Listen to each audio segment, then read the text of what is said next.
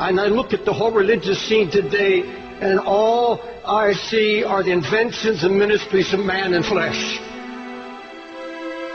It's mostly powerless. It has no impact on the world.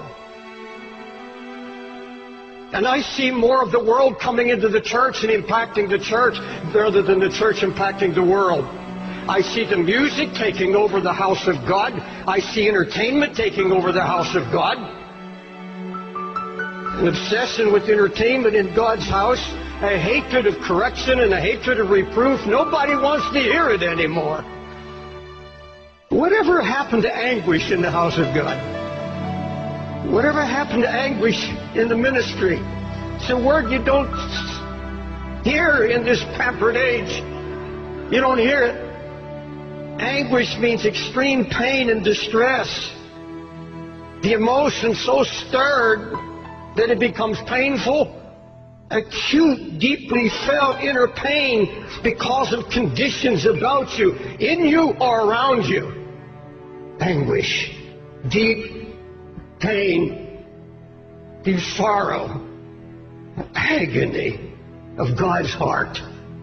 We've held on to our religious rhetoric and our revival talk, but we've become so passive. All true passion is born out of anguish. All true passion for Christ comes out of a baptism of anguish. You search the Scripture and you'll find that when God determined to recover a ruined situation, He would share His own anguish for what God saw happening to His church and to His people. And He would find a praying man, and He would take that man and literally baptize him in anguish. You find it in the book of Nehemiah. Jerusalem is in ruins. How is God going to deal with this? How is God going to restore the ruin? Now, folks, look at me. Nehemiah was not a preacher. He was a career man. But this was a praying man.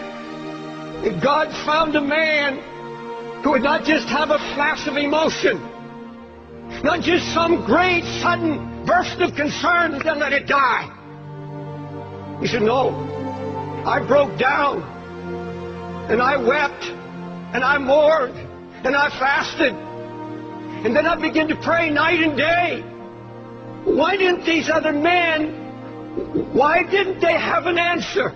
Why didn't God use them in restoration? Why didn't they have a word? Because there was no sign of anguish. No weeping. Not a word of prayer. It's all ruin. Does it matter to you today?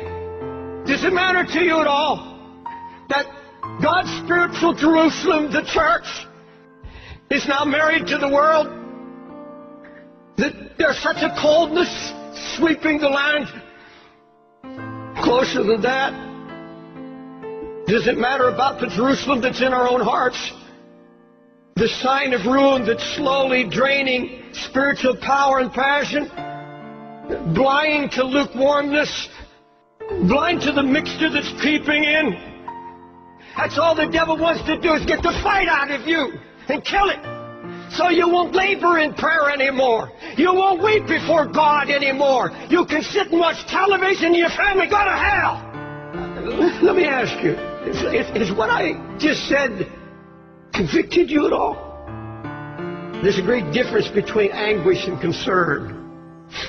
Concern is something that biggest interests you. You take an interest in a project or a cause or a concern or a need. I'm going to tell you something I've learned over all my years, the 50 years of preaching.